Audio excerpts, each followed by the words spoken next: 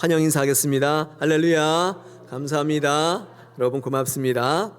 네, 오늘도 우리 예배 가운데 임하시는 주님을 바라보고 오늘도 말씀 가운데 은혜가 넘치시기를 축원합니다. 우리 5월 맞이해서 건강한 성경적 가정 세우기 주제를 가지고 우리 첫 주에는 어린이날 또 자녀주일로 해서 우리에게 주시는 말씀을 같이 나누었고, 우리 지난 주일은 어버이주일 스승의 주일로 해서 룻기를 통해서 나오미를 같이 묵상했었습니다. 오늘 셋째 주간으로서 복되고 형통한 가정을 이루려면 이라는 제목을 가지고 우리 성경적 가정 세우기 말씀을 좀 계속 이어가고자 합니다. 지난주에 어떤 분이 제게 묻기를 우리 예배가 이렇게 말씀이 많은데 말씀 위주인데 왜 그렇습니까? 누가 질문하셔서 말씀을 드리면, 여러분 우리 지금 개신교회 예배는요 카타콤에 있는 예배를 많이 닮아 있습니다. 카타콤이 뭐냐면 로마 시대 때 기독교가 핍박당할 때 예배할 데가 없기 때문에 많은 기독교인들이 지하 공동묘지로 내려가서 예배했었습니다. 로마에 그 지하 공동묘지가 있거든요. 그때 그분들이 예배할 때는 이 생명의 긴박성이 있었습니다. 언제 죽을지 모르기 때문에 예배했거든요. 그래서 하루에 8번 3시간마다 예배했습니다. 그때 그들의 생명을 구원할 수 있는 가장 귀한 게 이 말씀이라고 보았기 때문에 이 3시간마다 드린 예배 가운데 가장 중점을 두었던 것이 말씀이었습니다. 그래서 말씀이 굉장히 주요했고, 말씀으로 은혜를 누렸고, 말씀으로 생명을 부여받고, 말씀으로 새롭게 태어나는 그 생명의 축복을 매 시간마다 나누었던 것입니다. 우리 기독교가 종교개혁 이후에 우리도 지금 이 땅을 긴박한 마지막 날을 살아가고 있기 때문에 우리는 언제 하나님 부르심 받을지 모르잖아요. 그래서 우리는 그 카타콤의 예전을 본받아 예배하고 있습니다. 여러분 그 이후에 기독교가 공인되었습니다. 그래서 로마에 공인된 기독교가 생겼고 교회가 생겨났는데, 여러분 이 공인된 교회들은 많은 사람들이 모이고 많은 정부의 황제도 오고 이렇게 되기 때문에 격식과 형식이 매우 중요하게 되어서, 여러분 그 이후에 우리 가톨릭의 예배는 제의적인 종교입니다. 그래서 많이 형식이 강조가 되고 있고 그런 종교로 발전했습니다.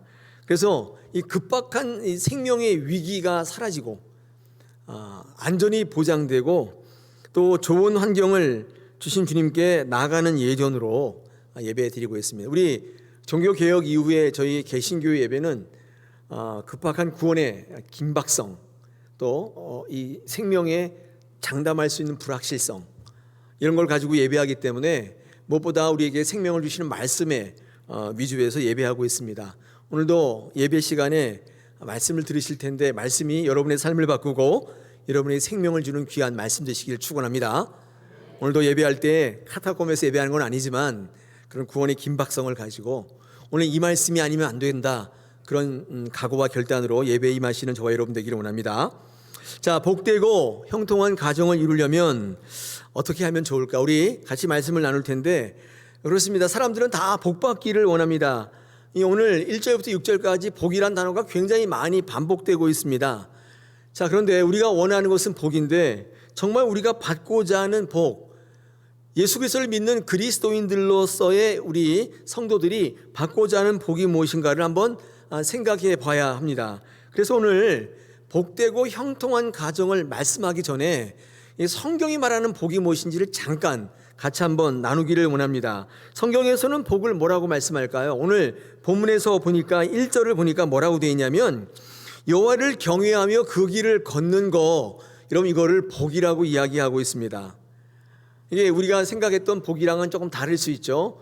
우리는 건강하고 또 풍성하고 또 하는 일 잘 되고 자녀들 다 건강하고 출세하고 이런 걸 복이라고 생각했는데 성경에서 말씀하는 복은 좀 약간 다른 것 같습니다. 오늘 1절에 보니까 여호와를 경외하며 그 길을 걷는 자마다 복이 있다. 그게 복이라고 말씀하는 것입니다. 세상에서는 좀 다르죠. 세상에는 이 치아가 좋은 것도 복이래요. 성경을 아무리 읽어봐도 그런 복은 보이지 않습니다. 이 치아가 좋은 것도 복이다. 오복 중에 하나이지 않습니까? 성경에서 말씀하는 것과는 좀 많이 다르죠. 오늘 여호와의 경외하며 그 길을 걷는 게 복이 있다고 하는데 이 말씀이 이렇게 복이라는 개념으로 확 와닿지는 않습니다. 이게 굉장히 애매하고 추상적인데 여러분 이 복을 조금 더 확실하게 알기 위해서는 시편 1편으로 한번 가보겠습니다. 우리 128편을 이렇게 갈피로 제껴놓고 맨 앞에 한번 가시면 시편 1편이 있습니다. 그렇죠? 여기 시편이 시작되면서 복을 정의하고 있는 것에 우리는 좀 주목하고자 합니다. 우리 시편 1편에서 좀 힌트를 얻고자 합니다. 여기서 이 복된 자가 어떤 사람이라고 소개되어 있냐면 여러분 1절과 2절에 보니까 악인의 꾀를 따르지 않는 거, 그렇죠? 그 다음에 죄인의 길에 서지 않는 거, 그리고 오만한 자의 자리에 앉지 않는 거, 이런 거가 복이라고 말씀하고 있고 2절에 보니까 오직 여호와의 율법을 즐거워해서 그 율법을 주야로 묵상하는 거, 이런 게 복이라고 말씀하고 있습니다. 많이 다릅니다. 그리고 이 여호와의 길을 걷는 자가 복되다고 했는데 그런 실질적인 모델로 어떤 것을 비유하냐면 시냇가에 심은 나무라고 이야기하고 있는 것을 우리는 볼 수 있습니다. 시냇가에 심은 나무가 이 복된 자라는 것입니다. 이게 여호와의 길을 걷는 자라고 말씀하고 있는 거예요. 자, 그러면 시냇가에 심은 나무가 어떤 존재냐? 이런 거죠. 이렇게 시냇가에 심었기 때문에 심겼기 때문에 공급이 일어나고 맑은 시냇물에 있었기 때문에 생명이 공급되고 맑은 물이 공급되는 그런 존재입니다. 그러니까 복된 자의 구체적인 모습이 어떤 거냐면 한 곳에 뿌리를 내리고 공급을 받는 존재예요. 이런 분들이 복된 자입니다. 시냇가에다 뿌리를 내렸다고 하는데 시냇가는 뭐냐면 시냇물은 뭐냐면 하나님의 말씀이라고 생각이 됩니다. 그러니까 말씀의 뿌리를 내린 사람이 복된 자이고 하나님의 길을 또 그의 길을 걷는 것입니다. 그가 복된 것이죠. 이런 말씀이 있는 곳은 어디일까요? 말씀이 있는 곳은 당연히 교회이죠. 그러므로 교회에다가 뿌리를 내리고 그 말씀을 듣기를 사모하고 또 그것을 기준으로 삼는 이런 일, 이게 복이고요. 그런 분들이 복된 분들입니다. 여러분들이 복된 분이에요. 할렐루야. 그렇죠. 여러분, 내가 지금 예배하고 하나님의 말씀에 뿌리 내리고 세상을 따르지 않고 하나님을 바라보겠다 결정한 거, 여러분, 이것이 바로 복인 것입니다. 여러분, 교회는 기본적으로 말씀이 흘러넘치는 곳이어야 하는 것이죠. 말씀이 시냇물처럼 흘러넘치는 곳이 바로 교회이죠. 그런 곳이 세상에 교회 밖에는 어디 또 있습니까? 학교 가면 그렇습니까? 회사 가면 그렇습니까? 계모임을 가면 그렇습니까? 문화센터에 가면 그렇습니까? 어디에 가면 말씀이 흘러넘치고 있습니까? 교회인 것입니다. 이 교회에 뿌리를 내리고 하나님의 말씀을 사모하고 갈망하는 분들, 이런 분들이 복된 자입니다. 할렐루야. 여러분 지금 복된 자인 것입니다. 여러분 지금 복 가운데 있는 줄 믿습니다. 하나님의 길을 걷는 자가 복되다고 했는데 그게 어떤 존재인지 몰랐는데 오늘 시편 1편을 보니까 시냇가에 뿌리를 내린 그런 존재라고 마음에 좀 와닿습니다. 여러분, 시냇가에 뿌리 내린 그 존재는 또 어떤 존재냐면 상처가 많다고 제가 말씀드렸습니다. 뿌리를 내리면 무조건 상처가 있어요. 상처 없지 않아요. 무조건 어느 한 곳에 정착을 하게 되면 상처가 있습니다. 즐거운 일도 많지만 상처가 많아요. 그렇죠. 그래서 시편 1편은요 이 시냇가에 뿌리 내린 사람이 복된 자라고 말씀하면서 동시에 상처가 있다는 것을 암시하고 있습니다. 여러분, 악인들은 어떤 사람이냐면 복이 없는 사람들은 이 시냇가에 뿌리를 내린 사람이 아니라 바람에 나는 겨라고 이야기하고 있습니다. 바람에 나는 겨, 이게 악인이래요. 여러분, 이 악인의 정의가 뭐냐면 나쁜 짓을 하는 사람이라고도 말씀할 수 있지만 상처가 두려워서 정착하지 않는 사람을 악인이라고 성경은 이야기하고 있습니다. 새로운 악의 정의예요. 우리는 악은요 사기치고 살인하고 이런 게 악인 줄 알았는데 성경에서 말하는 악의 정의는 상처가 두려워서 뿌리를 내리지 않는 거예요. 그래서 자유롭게 살겠다고 하는 거예요. 그래서 바람에 나는 겨처럼 막 돌아다니는 거예요.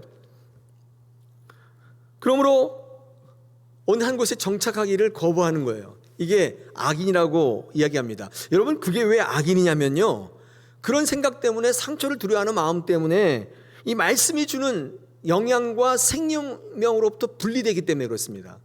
여러분, 그런 상처를 두려워하는 마음이 있으면 생명을 공급받을 수가 없는 거예요. 그래서 악인이 되는 거예요. 생명이 없고 하나님의 말씀이 없기 때문에 생각하는 게 오로지 자기의 필요와 요구에 따라 살아감으로 말미암아 육신에 거하는 삶을 살 수밖에 없어요. 그래서 악인 되는 거예요. 뿌리를 내릴 수밖에 없는 거예요. 하나님의 복된 자가 되려면 상처를 두려워하시면 안 되는 거예요. 이 바람에 나는 겨는 자유롭습니다. 상처받을 일이 없어요. 그래서 공동체 가운데 섞이지 않습니다. 시간이 없기도 하고 그럴 형편이 아니라고도 말씀하지만 사실은 그 근저에는 상처가 두려운 거예요. 그런 거 싫다는 거예요. 세상살이 하는 것도 힘든데 또 모여서 이런 소리 저런 소리 듣고 좋은 의도를 가지고 했는데 오해받고 그러기 싫다는 거예요. 상처가 두려우면 교회뿐만 아니라 어디든 뿌리 내릴 수가 없는 것입니다. 성경에 복 있는 사람은요, 이 시냇가에 심기운 나무라고 말씀하면서 어떤 의미를 우리에게 전하고 있냐면 이런 복과 상처가 같이 가고 있다는 사실을 우리에게 말씀해요. 복은 곧 상처이고 상처는 곧 복이에요. 이게 예수 안에 뿌리를 내린 사람들의 삶의 전형적 모습이에요. 상처 없는 복이라는 건 별로 없고 책임 없는 복이라는 건 별로 없고 같이 가는 거예요. 그래서 우리는 힘겨워지는 것입니다. 뿌리를 내리는 것입니다. 오늘 시편 1편을 통해서 오늘 128편에 그의 길을 걷는 자가 복이 있다는 말이 확실히 와닿습니다.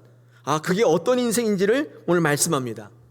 이런 복이라는 것과 복이 있는 자의 정의를 오늘 들으셨습니다. 자, 그러면 이 생각을 바탕으로 오늘 128편을 조금 나누겠습니다. 복되고 형통한 가정은 어떤 가정이냐? 우리 2절에 보니까 내 손이 수고한 대로 먹는 가정이라고 우리에게 말씀하고 있습니다. 내 손이 수고한 대로 먹는 가정, 이게 어떤 가정일까요? 제가 조금 묵상하면서 한 3가지 정도 나눠보면요, 첫째가 뭐냐면 내 손이 수고한 대로 먹을 수 있는 가정은 영육간의 건강한 가정입니다. 이 영육간의 건강한 가정이 되어야 내 손이 수고한 대로 수고할 수가 있어요. 일단은 건강하지 않으면 수고할 수가 없어요. 그렇지 않습니까? 건강하지 않는데 어떻게 수고할 수 있습니까? 손이 수고하려면 건강해야 됩니다. 그러므로 내 손이 수고한 대로 먹을 수 있는 가정이란 1차적으로 우선적으로 육신이 건강해야 돼요. 건강한 가정이어야 합니다. 우리는 나중에 다 병들고 다 쇠약해지지만 그러나 하나님께서 주시는 건강이 있을 때 수고할 수 있는 거예요. 요컨대 여러분 건강하신 분들 수고하십시오. 자, 그렇게 앉아 계시지 마세요. 수고하세요. 그게 복된 것입니다.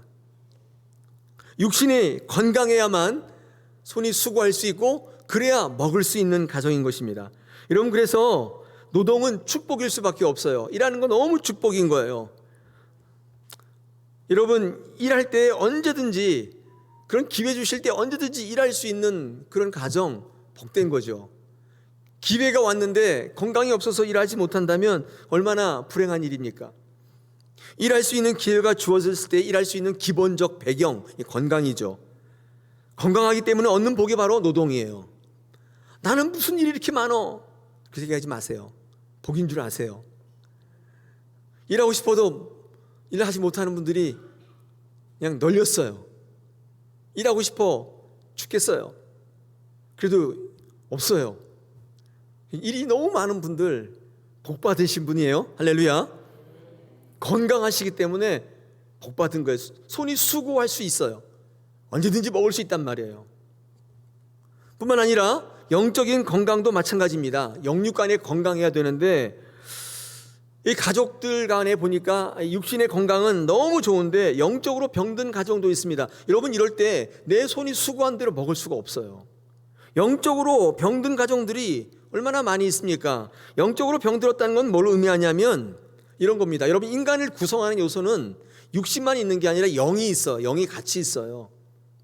하나님께서 인간을 만드실 때 흙으로 사람을 만드셨는데 그렇게만 만들고 버려둔 게 아니라 하나님께서 그 코에다 생기를 불어넣으셨다고 창세기 2장 7절에 땅의 흙으로 사람을 지으시되 생기를 그 코에 불어넣으시니 말씀하시면서 같은 흙으로 만든 동물과는 차별을 두셨어요. 동물은 흙으로 만들었지만 그 코에 생기가 없어요.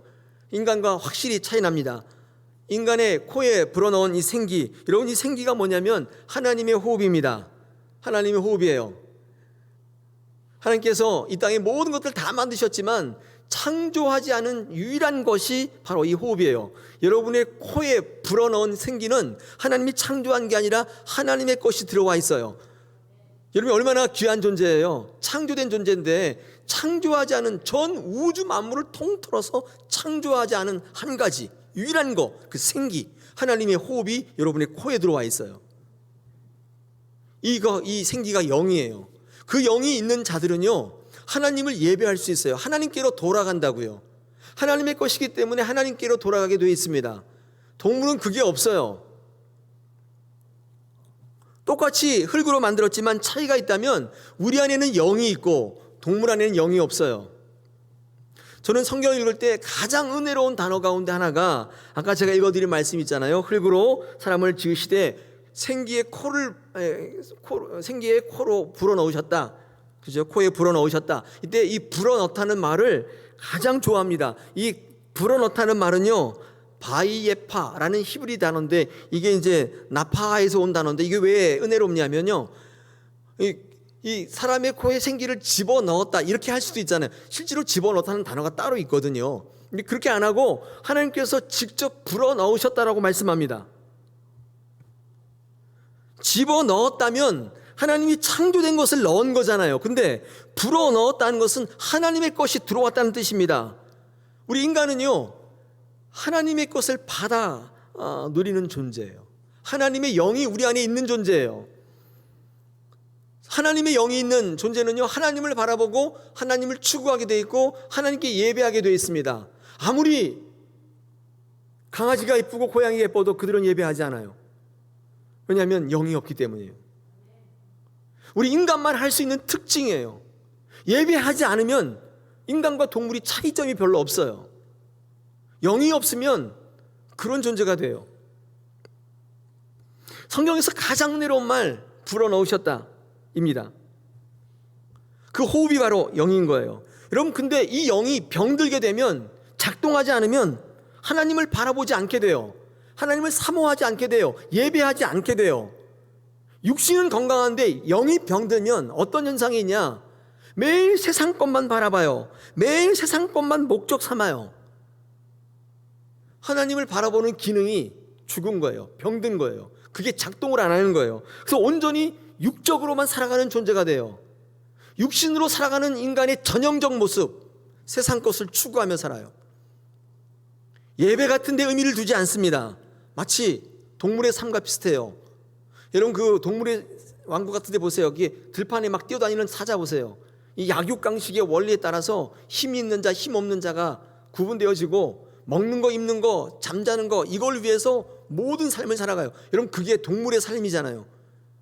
이 영이 제대로 작동하고 하나님을 바라보는 존재는 늘 하나님 앞에 하나님의 것을 추구하며 하나님께 예배하는 존재로 사는 거예요.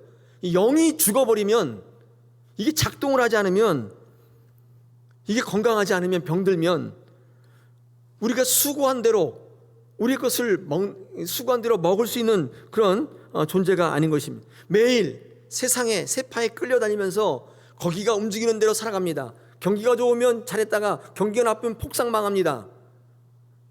내가 실력대로 하는데 내 실력이 없으면 들판의 사자처럼 강한 자에게 잡아먹힙니다. 늘 그렇게 살아가는 거예요. 내 손이 수고한 대로 못 삽니다. 강한 자에게 먹혀요. 강한 논리에 희생돼요. 약육 강식의 논리에 따라가요. 적자 생존의 원리에 따라 살아가요. 적자 생존, 적는 자만이 생존한다 뜻이 아니라 적는 분이 아무도 없죠. 생존하지 못해요.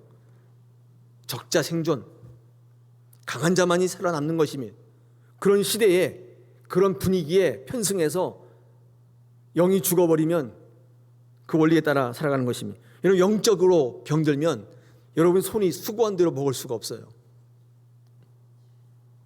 세상 안에서 세상을 바라보며 세상의 것을 목표 삼으며 세상의 것이 전부라고 생각하며 살아가는 영적으로 병든 가정, 영적으로 병든 인간의 전형적 모습으로 살아가는, 여러분, 이것이 이렇게 사는 것이 정상이 아닌 거예요. 우리는 동물이 아니잖아요. 우리는 인간이에요. 내 코에 하나님이 생기를 불어넣으신 하나님이 그 귀한 창조되지 않은 것들을 우리가 품고 있어요. 우리는 하나님께로 돌아갈 존재인 거예요. 하나님을 예배하는 존재인 거예요. 그러므로 이 복이라는 것은 영육간의 건강한 것입니다. 그럴 때 여러분이 순히 수고한 대로 먹을 수 있어요.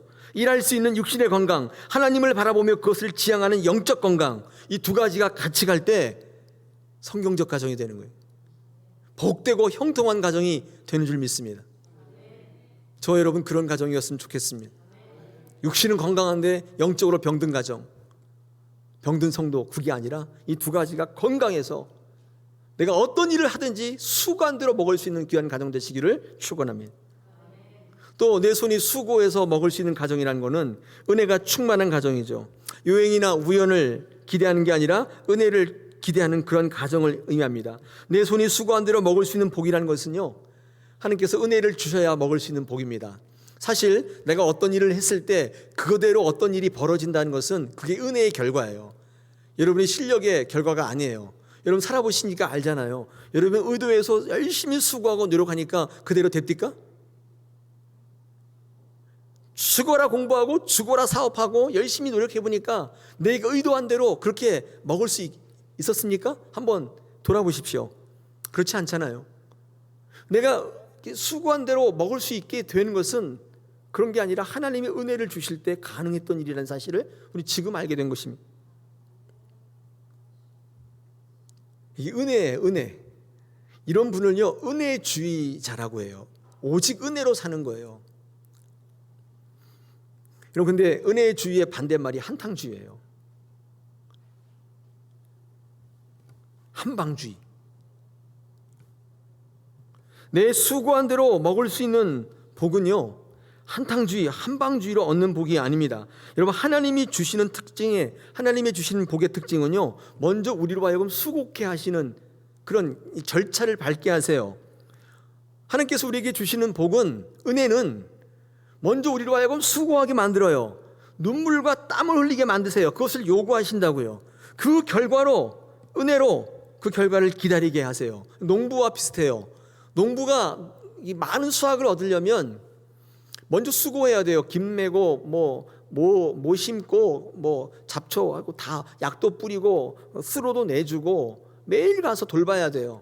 비가 오면 또 돌봐야 되고 비 안 오면 또 물 줘야 되고 수고를 하셔야 돼요. 여러분, 그럴 때 하나님께서 은혜를 주시는데 비도 적당히 오게 하시고 일조량도 좋게 하시고 이 모든 것들을 통해서 농부가 좋은 열매를 맺게 하는 거예요. 여러분, 그가 열심히 수고했는데 그 수고의 결과를 얻으려면, 손의 수고대로 먹으려면 하나님의 은혜가 있어야 돼요. 태풍 오고 폭풍 불고 우박 떨어지고 이상기온 나타나고 그러면 여러분 수고한 대로 얻지 못해요. 하나님께서 여러분이 수고한 대로 먹게 하실 때는 맨 처음에 여러분의 수고를 요구하시는 거예요. 수고하지 않고 어느 날 갑자기 한 방에 그렇게 주시는 복이란 없다, 그 말이에요. 요즘에는 이런 신앙이 빛을 잃어가는 것 같습니다. 하나님을 바라보지 않고 세상의 유행에 따라 살아가는 것을 너무 당연하게 여깁니다. 한국의 지금 가장 큰 문제, 부동산 투기 아니에요? 집. 이거 못 잡았다고 지금 난리죠. 투기로 대변되는 한탕주의. 집 한번 잘 사면 팔자 고치는 거. 그래서 모든 사람이 여기에 다 집중하고 있는 거예요. 그 권력을 이용해서, 정보를 이용해서 땅 사고 집 사고, 그래서 구속되고 이런 일들이 지금 우리가 듣고 있으면, 어른들은 그렇게 살고 청년들은 어떻게 사는 줄 아세요? 어느 날 갑자기 의 삶을 살아요. 신데렐라 신드롬. 일어나 보니까 신분이 바뀐 거예요. 부잣집 아들이었던 거예요. 근데 요양원에서 바뀐 거예요. 이게 산후조리원에서. 제가 어느 날 갑자기 알아보니까 김동호가 아니라 이동호인 거예요. 알아보니까 이건희 회장의 숨은 아들이었던 거예요. 그래서 갑자기 인생 확 피는 거예요. 그래서 원래는 이동호였는데 저희 어머니가 사실은 요양원에서 이렇게 삶을 이렇게 한 거예요. 이게 뭐예요? 신데렐라 신드롬이에요. 청년들은 그런 삶을 꿈꿉니다. 출생의 비밀. 얼마나 좋아요. 저도 아침에 가끔 기도하다 그런 생각하면 기도가 길어져요. 막 웃음이 피어나고 상상의 나래를 막 펼치면서 이 핸드폰을 어떻게 할까 뭐 이런 생각도 많이 하고, 얘는 복된 모습이 아닌 거예요. 여러분 자녀들이 그렇게 살고 있다면 여러분 어떻게 하시겠어요? 사랑하는 어른들이요, 은혜로 살아셔야 돼요. 은혜로 사는 모습은요, 먼저 수고를 요구하세요. 하나님은 열심히 수고하지만 하나님의 은혜를 바라보는 이들에게 기회를 주시고 열매를 맺게 하시는 분이에요. 수고하지 않았는데 좋은 열매를 기대하는 거, 아무것도 하지 않아도 좋은 것을 줄 수 있는 능력의 하나님, 이렇게 말한다면 그걸 신비주의라고 해요. 믿음이 매우 좋은 것처럼 보이지 않습니까? 아무것도 안 했는데 하나님이 다 해결하신다, 너무 믿음이 좋아 보이는데 우리는 이걸 은혜주의라고 하지 않고 신비주의라고 해요. 하나님이 말씀하는 은혜주의는 우리가 수고했기에 좋은 열매를 맺는다는 말이 아닙니다. 수고를 하고 안 하고를 떠나서 하나님이 주신다는 거예요. 이게 은혜주의예요.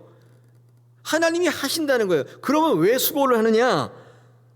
이유는 간단해요. 하나님이 요구하시기 때문이에요. 하나님이 모든 것을 주시는데 하나님이 주시는 복 앞에는요, 하나님이 반드시 여러분에게 수고를 요구하세요. 수고를 해야 돼요. 그래야 은혜가 있는 거예요. 수고 안 하면 여러분 열매를 잘 맺을 수 없는 거예요. 하나님이 그걸 원하시기 때문에 그래요. 그러므로 하나님 앞에 하는 우리의 수고는 우리가 원하는 결과를 얻기 위한 수단이라기보다는 하나님과 좋은 관계를 이루는 순종의 의미가 더 커요. 하나님이 그걸 원하신다니까요. 그걸 하든지 안 하든지 하나님이 열매를 결정하신다면 수고를 왜 합니까? 그런 게 아니라 하나님이 그 수고를 원하고 계세요. 그래서 하는 거예요. 움직이지 않고 가만히 누워 계시는 이들은 결코 하나님이 주시는 복을 체험할 수 없어요. 하나님이 주시는 복은 체험할 수 없어요. 다른 기타 복은 모르겠어요. 하나님이 주시는 생명의 복은 체험할 수 없어요. 한탕주의, 한방주의는 기독교적 세계관이 아니에요. 성령의 임재도 구원의 역사도 우리 인생의 전반에 걸쳐서 여러분의 수고와 순종의 열매로 맺혀요. 어느 날 갑자기 신데렐라 같이 되는 게 아니에요. 그러므로 진정한 기독교의 축복은 열심히 수고하여 일하는 것에 기반하고 있으며, 내가 움직이지 않는 열매와 결과는 결코 하나님이 만드신 결과가 아니에요. 질서가 아니에요. 하나님께서 지금도 여러분에게 그걸 원하고 계세요. 일어나라는 거예요. 앉아있지 말고 일어나라는 거예요. 에덴 동산에서도 수고하고 일해야만 얻을 수 있는 땅이었으면, 가나안 땅도 놀고 먹는 땅이 아니었습니다. 하나님께서 이스라엘 백성들을 가나안 땅에 들여보내고 난 다음에 만나가 끝쳤어요. 공짜로 먹는 게 없어졌어요. 내가 수고하고 땀 흘리지 않으면 먹을 수 없는 땅이셨으면, 젖과 꿀이 흐르는 땅은, 그 가나안 땅의 의미는 땀과 눈물과 피를 흘려야 먹을 수 있는 땅이었어요. 그게 하나님께서 주시는 복관이에요. 수고하고 열심히 땀 흘리는 은혜가 있을 때 내가 수고한 대로 먹을 수 있는 그 복, 그게 하나님의 복관이에요. 할렐루야. 여러분 어떤 복을 꿈꾸세요? 어떤 복되고 형통한 가정을 꿈꾸세요? 하나님께서 갑자기 복을 주셨으면 좋겠다, 그렇게 생각하세요? 이런 복을 원하실 때면 지금부터 일어나셔야 돼요. 움직이셔야 돼요. 하나님이 요구하실 때 아멘으로 순종해야 되는 것입니다. 그때 여러분 손이 수고한 대로 먹을 수 있는 복이 임하는 가정 될 줄 믿습니다. 그런 가정은 또 하나, 그래서 미리 민망해 주시죠. 아까 말씀드린 것처럼 폭풍, 무슨 태풍, 우박, 가뭄, 이런 거 있으면 안 되니까 그걸 미리 막아주시는 가정, 그래야 내가 손이 수고한 대로 먹을 수 있어요. 그러므로 그런 가정들은요, 하나님께서 보호하시고 지키세요. 늘 민막아 주세요. 여러분, 그래서 여러분 지금 당하고 있는 어려움이 앞으로 올 더 장차올 큰 것들을 미리 막는 하나님의 방파제일지 몰라요. 당장에 여러분 고난에 눈 떨구지 마시고, 하나님께서 이 일이 의미 있다고 우리에게 주신 것이기 때문에 더 큰 태풍, 더 큰 가뭄을 막아주신 하나님의 은혜로 생각하실 때 여러분이 손이 수고한 대로 먹을 수 있게 돼요. 할렐루야. 그래서 신앙은 멀리 보는 시각이에요. 멀리 보기를 하셔야 돼요. 당장 코앞만 바라보시면서 오늘을 사실 게 아니라 하나님을 바라보면서 미래적 삶을 살아가시는 것입니다. 하나님께서 여러분 가운데 손이 수고한 대로 먹게 하십니다. 이 모든 것들로부터 모면케 하시고 막아주시는 하나님의 은혜가 있는 줄 믿습니다. 할렐루야. 여러분, 복되고 형통한 가정, 오늘 2절에 이렇게 말씀하는 것이죠. 내 손이 수고한 대로 먹는 가정이 될 것이다. 두 번째 있습니다. 3절에 보니까 이렇게 되어 있어요. 3절에 뭐라고 되어 있냐면 결실한 아내, 포도나무 같은 아내가 있고 어린 감람나무 같은 자녀가 있는 가정으로 주님은 복되고 형통한 가정을 정의하셨습니다. 두 번째로, 여러분, 복되고 형통한 가정이라는 건 뭐냐면 아내와 자녀들이 연관되어 있는 가정임을 우리에게 말씀하고 있어요. 나 혼자 잘하는 게 아니라 복되고 형통한 가정은 아내가 있고 자녀들이 있는 가정이라고 말씀하고 있습니다. 아내는 어떤 존재냐면 결실한 포도나무와 같다고 말합니다. 여러분, 아내를 포도나무에 비유하는 것은 굉장히 중요한 의미가 있는데, 이 포도나무는 어떤 나무냐면 이 풍성한 결실의 대명사입니다. 포도나무 보십시오. 이따만한 포도알 하나 딱 달려 있습니까? 포도알이 얼마나 많습니까? 그런 포도가 주렁주렁 달려 있잖아요. 이 포도나무는 풍성한 것의 대명사예요. 풍요의 대명사예요. 여러분, 여러분의 아내를 이 포도나무에 비유하는 것은 모든 풍요의 복은요, 아내로부터 시작한다는 말과 동일해요. 이 포도나무는 다산의 상징이기도 하는 것입니다. 다산이란 풍요의 기본이에요. 그 중심에 아내가 있는 것입니다. 복된 가정, 형통한 가정의 아내는 모든 풍요의 기본입니다. 그 풍요는 아내로부터 시작되고 있다고 말씀하고 있습니다. 우리 남편 된 분들, 우리 아내에게 잘하십시오. 여러분의 모든 풍요는 그 아내로부터 시작되고 있는 줄 믿습니다. 아멘. 더 크게 하세요. 믿습니다. 네, 아유. 남성들은 안 하고 우리 여성분들이 아멘 하시는 이유는 뭘까요? 네. 가정의 아내의 믿음이 영적인 풍요를 결정짓는 중요한 요소라는 얘기입니다. 남편을 변화시키고 자녀를 승리케 하는 것입니다. 근데 오늘 중요한 말은 그런 아내가 거하는 곳이 오늘 3절에 보니까 어디라고 되어 있습니까? 3절 앞부분에 내 집 안방에 있다고 되어 있습니다. 저는 안방이라는 단어가 되게 넓고 가장 그가 집에서 좋은 방이라고 생각하는데, 그렇게 알고 단어 공부를 하다 깜짝 놀랐습니다. 이 안방이라고 하는 히브리 단어, 삐아르케테라고 하는 단어 잘 모르시지만 이 단어를 공부해 보니까 여기에 어떤 뜻이냐면, 이 안방이라는 게 뜻밖에도 옆구리 또는 후미진 곳, 가장자리 이런 뜻으로 쓰이는 단어였습니다. 근데 이거를 왜 안방이라고 번역해 놓은지 잘 모르겠습니다. 우리 한국의 고유의 정서는 안방 그러면 그 집에서 제일 좋은 방 아니에요? 근데 이상하게 그 영적인 아내, 풍요를 상징하는 아내가 거하는 곳이 안방이라고 되어 있는데, 그 안방에 쓰인 성경적 단어는 후미진 곳, 은밀한 곳, 가장자리란 뜻입니다. 이걸 어떻게 해석해야 될까요? 여러분, 그 아내가 거하는 것은 은밀한 곳이에요. 다시 말해서 기도실이에요. 여러분 가정에 기도실이 안방보다 큰 가정 있어요? 아니잖아요. 저희 집도 옛날에 어렸을 때 저희 기도실은 저희 집이 3층 집이었는데 3층에 이렇게 옥상 가운데 이게 하나 있는 옥탑 같은 집이었는데, 그 옥탑방이 기도실이었어요. 조그만 방이었는데 거기 이렇게 천장에다 밧줄을 매달아 놓고 어머니 아버지 거기 그 밧줄을 붙잡고 기도했던 생각이 나요. 거기 저희 아버지가 뭐 원단 장사를 했기 때문에 원단이 가득 쌓여 있었고, 우리는 어릴 시절에 거기 파묻혀서 집 짓고 살고 그랬던 기억이 있는데, 여러분 영어로 기도실이 프레이어 룸이 아니라 워룸입니다. 워룸. 전쟁할 때 워 있죠. 그다음에 룸, 방할 때 룸. 전쟁하는 방, 이게 기도실이에요. 놀라셨죠? 영어 단어에 기도실 이렇게 하면 물론 뭐 기도하는 방 이렇게 쓸 수도 있지만, 또 영적인 곳 가보면 다 워룸이라고 되어 있습니다. 전쟁방.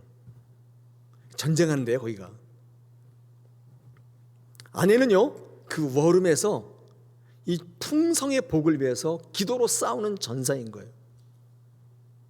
그 아내가 있는 가정이 복되고 형통한 가정이라고 이야기하고 있습니다.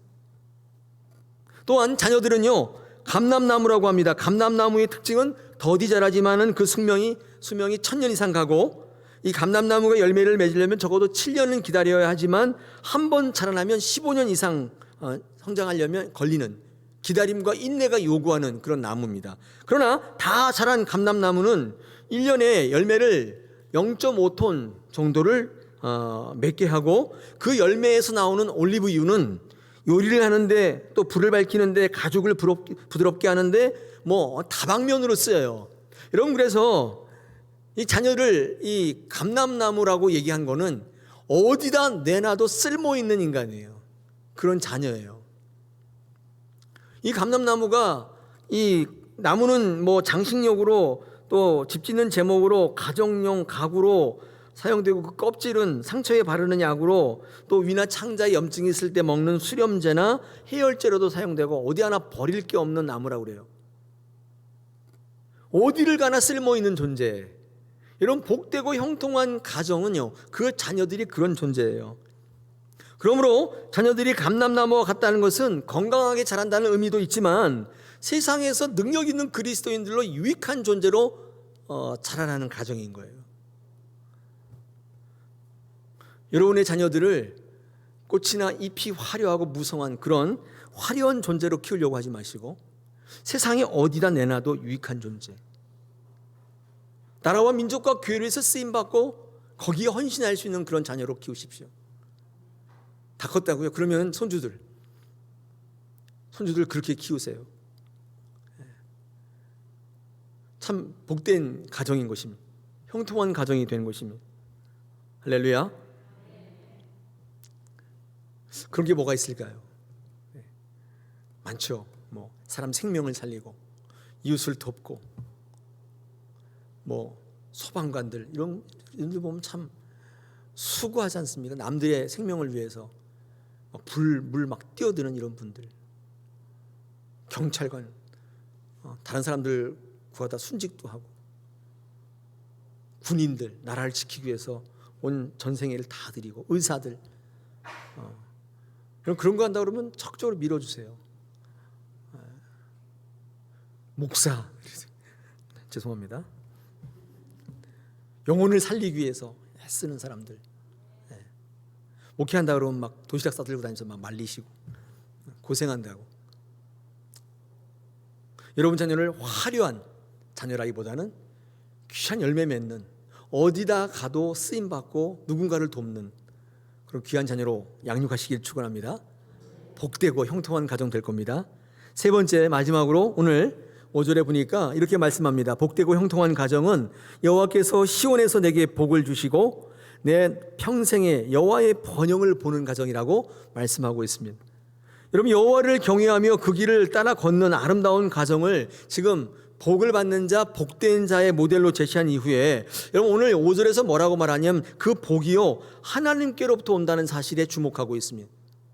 그 복이 시온으로부터 온다라고 되어 있죠. 하나님께로부터 온다는 사실입니다. 여러분, 시온이라고 하는 것은 하나님의 지상초소, 성전으로 알려져 있습니다. 거기서부터 복이 온다는 거예요. 하나님의 지상초소, 성전, 이렇게 상징화되어 있는 이 곳이 어디예요?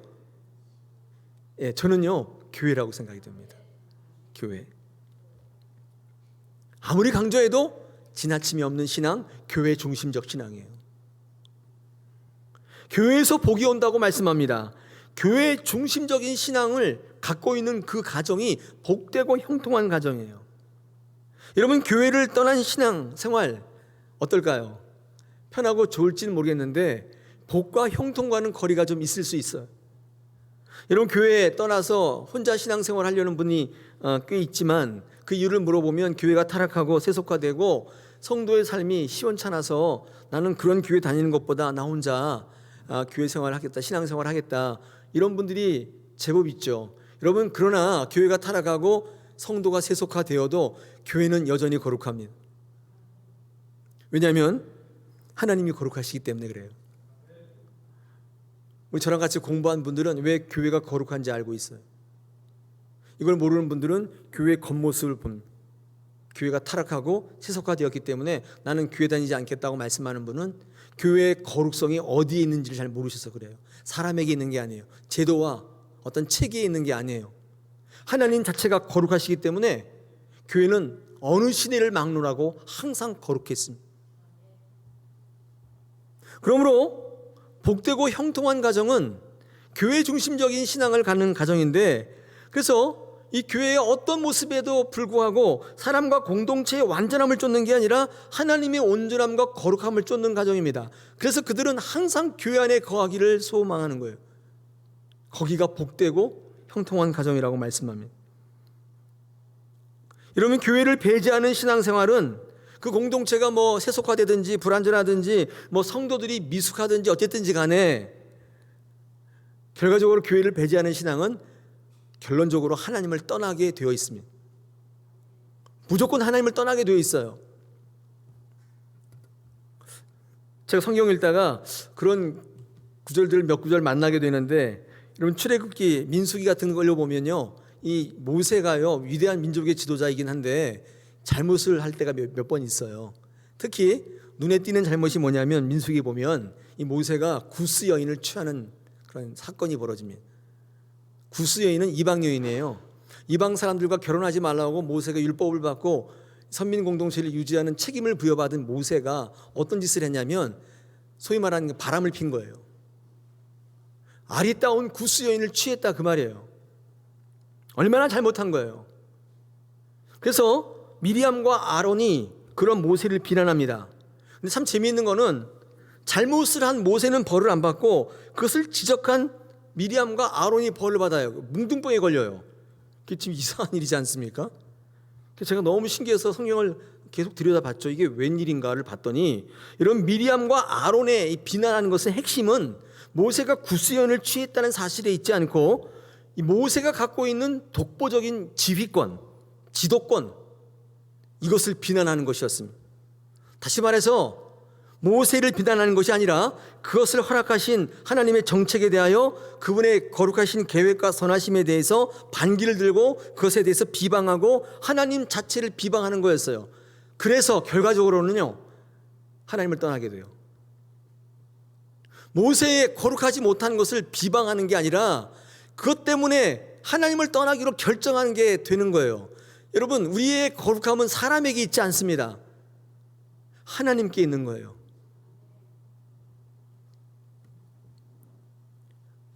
모세를 비방하는 게 아니라 하나님은요, 나를 비방한다고 생각하고 계셨어요. 여러분, 사무엘의 자식들이 있었습니다. 두 아들, 요엘과 아비야. 아버지는 굉장히 괜찮았는데 이 두 아들은 정말 망나니였습니다. 막 그냥 재물 중간에 가로채서 먹고 이 성전에 수종을 드는 여인들과 동침하고, 아무튼 완전히 그냥 막장이었어요. 막장. 그 많은 사람들이요, 사무엘을 패하고 이제는 사사 필요 없으니까 왕 달라고 그랬습니다. 왕을 요구했어요. 근데 그 요구를 들으신 하나님께서 뭐라고 말씀하셨냐면, 사무엘상 8장 7절에서 이렇게 얘기합니다. 여호와께서 사무엘에게 이르시되 백성이 내게 한 말을 다 들으라. 이는 그들이 너를 버림이 아니요 나를 버려, 하나님이에요, 나를 버려 자기의 왕이 되지 못하게 하려 함이라. 하나님은 대번에 아셨어요. 인간의 타락함, 세속함을 통해서 그것을 버리고자 하는 것은 체제를 보강하고 하나님을 더욱 세우자는 게 아니라 결과적으로 하나님을 떠나는 것이라고 말씀하셔요. 속일 수가 없는 거예요. 사무엘을 버리는 게 아니라 하나님을 버리는 거라고 하나님은 인식하고 계시는 것입니다. 여러분, 교회 공동체를 떠난 나 혼자만의 신앙은 반드시 사탄의 표적이 돼요. 혼자 있으면, 들판에 혼자 딱 있으면, 양 있으면 주변을 어슬렁대는 하이에나 이리들이 가만히 두지 않습니다. 양들은 항상 같이 다녀야 돼요. 같이. 그럴 때 이런 것들이 근접을 못해요. 근데 혼자 떨어져 있으면 반드시 표적이 돼요. 오늘 이 복된 가정, 형통한 가정을 묵상하면서 주목하는 것은 바로 이 복이 시온에서부터 온다는 사실입니다. 뿐만 아니라 여러분, 가정에서 이 복이 이제는 예루살렘의 번영으로 확장되고 있다는 사실을 우리에게 보여주고 있습니다. 우리 5절 하반절에 너의 평생의 예루살렘의 번영을 보게 된다 말씀합니다. 다시 말해서 가정에서의 복은 그 자체로 끝나는 게 아니라 하나님의 나라의 공동체의 복으로 확대되고 있다는 사실을 우리에게 말씀합니다. 여러분, 복되고 형통한 가정을 이루셔야 할 이유가 있는데 여러분의 가정이 천국이 된다는 것입니다. 예루살렘의 번영으로 확대되는 것을 여러분의 가정에서 보게 된다는 거예요. 여러분의 자녀들은 여러분의 복된 가정에서 천국을 미리 경험하게 되는 것입니다. 한 개인의, 한 가정의 복이 그들이 속한 공동체의 번영과 밀접한 관계가 있다고 말씀합니다. 또한 공동체의 번영, 국가의 안녕이나 교회의 부흥이 여러분의 가정과 여러분의 자녀의 복과 결정적으로 연결되어 있다고 말씀하고 있는 거예요. 그러므로 오늘 시편의 시인은요, 예루살렘이, 즉 우리의 믿음의 공동체가 하나님 보시기에 선한 부흥과 선한 번영을 이루는 것과 여러분의 가정이 하나님이 주신 복을 누리며 형통한 삶을 사는 거, 이게 같다고 말씀하는 거예요. 동일선상에 있다고 말씀하고 있는 거예요. 그러니까 나라와 민족과 교회를 위해서 기도하는 게 결국 여러분의 가정을 위해 기도하는 것과 똑같은 거예요. 나를 위한 기도를 다 하고 나서 여력이 있을 때, 시간이 있을 때 그 기도하겠다는 게 아닙니다. 우리 금요 기도회 때 나라와 민족을 위해서 기도 많이 하는데 혹시 그 가운데 내 기도도 할 시간도 없는데, 내 기도할 시간이 없습니다, 목사님, 왜 매일 그런 뜬금없는 기도만 합니까? 우리 제 기도할 시간을 주세요, 이렇게 말씀하는 분이 있을지 모르겠어요. 오해하신 거예요. 그게 아니에요. 여러분, 교회가 부흥되는 게 여러분의 부흥과 굉장히 밀접하게 관계가 되어 있습니다. 나라가 잘 되는 게 여러분의 신앙의 자리가 부흥하는 것과 여러분의 가정이 잘 되는 것과 밀접한 관계가 있어요. 어쩌면 오늘 시편의 시인은 성전에 올라가는 사람들이 다 복을 받기를 원하면서 그 복은 필연적으로 예루살렘의 번영과 관련되어 있다는 사실을 잊지 않고 기억하고 그 복을 하나님 안에서 하나님의 나라 가운데 찾기를 바라는 마음이 있지 않았을까요? 내가 누리고자 하는 복은 그것과 관계없어. 나라가 어찌되든지 교회가 어찌되든지 관계없어. 나만 잘 되면 돼. 여기에 쐐기를 받고 있는 거예요. 그렇지 않다는 거예요. 사랑하는 여러분, 오늘 복되고 형통한 가정 이루자는 주제의 말씀을 가지고 말씀 같이 나눴습니다. 어떻게 생각하십니까? 교회가 어찌되든지, 한국교회가 어찌되든지 관계없이 여러분만 잘하시면 복받으면 되는 건가요? 그렇지 않다는 거예요. 우리의 삶의 자리, 이 복음의 자리, 이 신앙의 자리가 그만큼 중요한 것입니다. 오늘도 여러분 가정에 이 하나님의 복이 넘치기를 축원합니다. 여러분의 공동체의 복이 가정의 복으로 확장되기를 축원합니다. 그래서 여러분 가정에 천국이 일어나기를 원합니다.